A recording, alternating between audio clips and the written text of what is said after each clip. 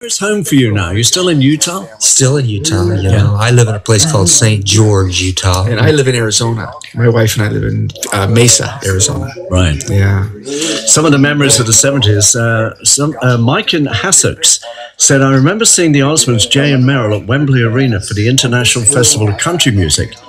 And they were extremely talented, and their fans were screaming for them amongst the country music fans. And the year was April 1983. Oh, yeah. I remember that very, very well. I do. People had cowboy guns strapped to their hips and cowboy hats. And we've been through a lot of genres, our family. You know, we started out as a barbershop group, and then we went to all kinds of genres, like pop, rock and roll, country, you know, all different kinds of gospel. Well, I just played you a bit while that record was on, Let Me In. Another version of Let Me In, a kind of doo-wop version I found on the internet. You've never heard that before? That's what you played me. I can't believe that. Yeah. A lot of people, a lot of tribute bands have come out with a lot of stuff on Crazy Horses. Oh, that's funny to watch that. Yeah. We got to talk about that because we're having a dinner party last night. My wife and a friend just did, get to the other guest. Guess who Johnny's got on his show tomorrow? Just did this sound. Straight away they got it. It's not hard, is it? That's one screaming horse, I tell you that. How did you get that sound? Well, the song started with, we always wrote our songs by me starting a drum beat. And so I started one day, I remember that sound of doo-doo-doo-doo. And then Donnie went on this organ and It's called a Vox. Vox, yeah. And that combination with me screaming is what you actually hear there. Meryl was screaming with it, yeah. Because the thing is, this marked a bit of a turning point, didn't it? Because before this, producers would tell you what to record. Yeah, you know, back when MGM Records really had us formulated into what they felt we should be. But we were already rockers. We really knew what we wanted to do. And so one day we went to the basement, and like Jay said, we recorded Crazy Horses, shocked the dickens out of MGM Records. And we released that as a single, and that just changed a lot of imagery. I think if you really want to know who the Osmond, or five with Donnie, but the Osmonds really were, is the Plan album. That was really us and the kind of music that we love, the Plan. And Let Me In was on that album. So the record company must have worried a bit about it, because this was, not the normal Osmonds record. Well, you go from Puppy Love to Crazy Horses in 1 year. In 1 year. It's a bit of a stretch. It is. Sweet and Innocent, and Go Away Little Girl, and then Crazy Horses. Yeah.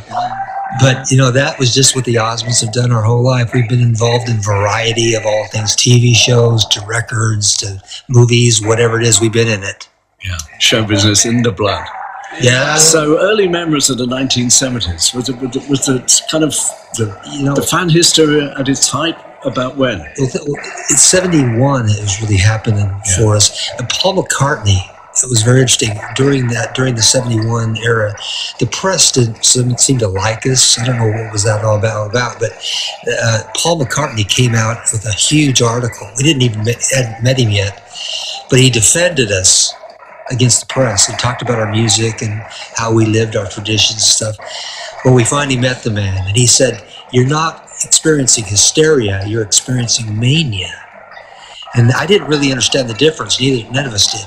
But we really experienced something that was out of the body almost. And it was really funny meeting him in France. We were at the George Tank Hotel, and he came up to our room, and he had his wife Linda and two daughters, Heather and Marion.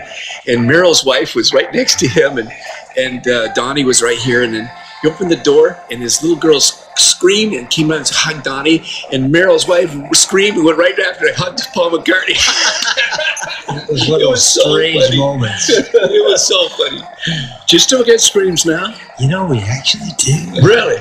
I don't know what they're screaming at. I don't know. Two little old boys on stage, but they actually do. You know what they're doing? Elvis, I'm going to say to drop names here, but Elvis told us, when your fans start bringing their kids, then you've passed the generation gap.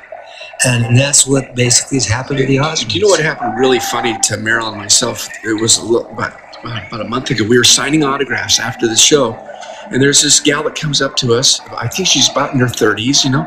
She says, "You guys are amazing. I've never have seen or heard anything like this." And we said, "Well, thank you so much." She says, "No, you are the most amazing tribute band I have ever seen in my life." And to this day, she still thinks she saw a tribute band because we played up to it. "Oh yeah, you do look like Meryl, don't you?" Brilliant. Okay, here is Crazy Horses.